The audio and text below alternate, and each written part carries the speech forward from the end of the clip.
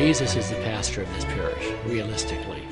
I'm just a filter for him. And if I read the scriptures, if I pray, if I authentically do my best, if I try to tell people through my preaching that this is what I believe Jesus wants you to do in terms of changing the way you operate, changing your mind, changing your values, changing your hearts, then he comes through, because it's his gospel that I preach. His gospel is clear, the epistles of Paul are clear, and they're good teaching tools for believing people. We're here to change a secular culture as much as we can, not through force, but through invitation, and that's what we do.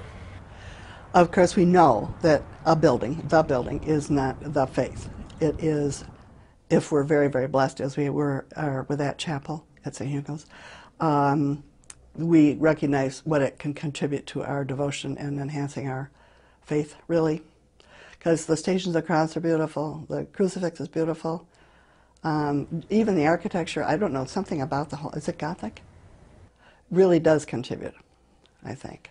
I had kind of not given up hope of ever meeting anybody, but certainly just accepted that my life as a single parent was a good one. Not easy, but it was a good one. And if I never met anybody, as much as that's what I had always hoped for and prayed for, we would still have a good life. Yes, I liked everything she had to say about herself and was certainly a very strong, faith-filled person, from my opinion. But I just thought, how can this even work? And as a little bit more time went on, I just, just this feeling, or maybe an inner voice saying to me, maybe the Spirit saying to me, keep going with this, give this a chance, you won't regret it.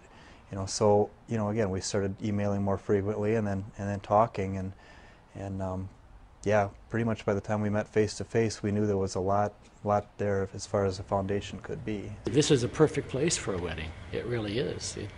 It's a perfect place for any kind of intimate liturgy.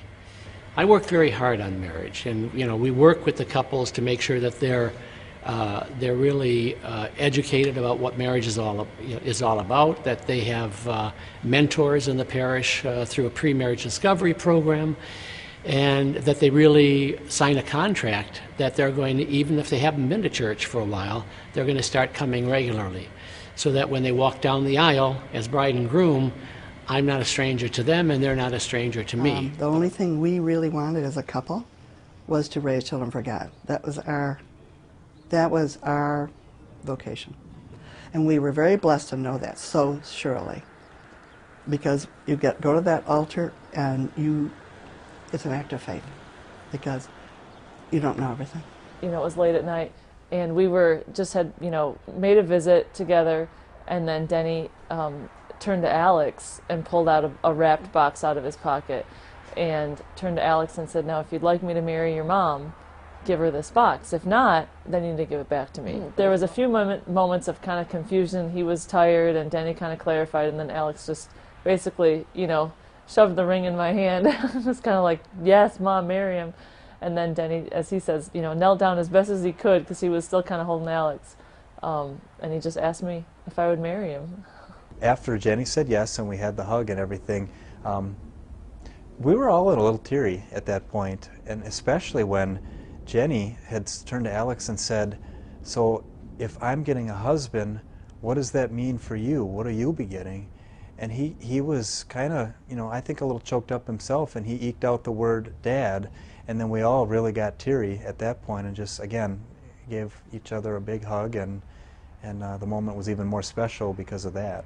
Traditionally, a wedding takes place in the parish of the bride. But anytime one of the young men in this parish got engaged, as soon as his fiancée saw this church, this little chapel, she would say to him, oh, we're not getting married in my parish, we're going to St. Hugo's. And I've never turned down any member of the parish, boy or girl, for a wedding here. It wasn't my parish at the time. We were out east. Our family was out east, and it was Bill's parish. It was my mother's parish. It was his mother's parish. I mean, there was a lot of depth there. I love the chapel. To me, it just kind of epitomizes what I think, especially a marriage ceremony, where it should take place. The simplicity of it, the grandeur, there's like an elegance and just that solemnity about the building and the architecture itself, and yet the simplicity of just the altar and the crucifix and the angels. Actually, I've always seen those two angels as like guardian angels, mine and my future spouse's, and so it's really, there's just a special meaning. When Jenny and I first met, we came to a holy hour here, and I was just struck by its presence with the stonework and the heavy timbers. And again, it's just seemed to me like a good, solid place to put a solid foundation for a marriage. It signifies the faith of our family, you might say. It's a thing of depth, and it represents something. In itself, it is so very, very beautiful, but I think everyone's faith has gone with them wherever they are, and they're trying to make a difference in the world wherever they are. Our faith is significant in that way, that we bring it with us and our Lord with them. But, For intimate prayer, you see that people come here to pray all the time. The first Tuesday of the month, this place is open all night long for adoration before the Blessed Sacrament exposed. And we're open from 5:30 in the morning till 9 o'clock, Monday through Saturday, so people can come and pray.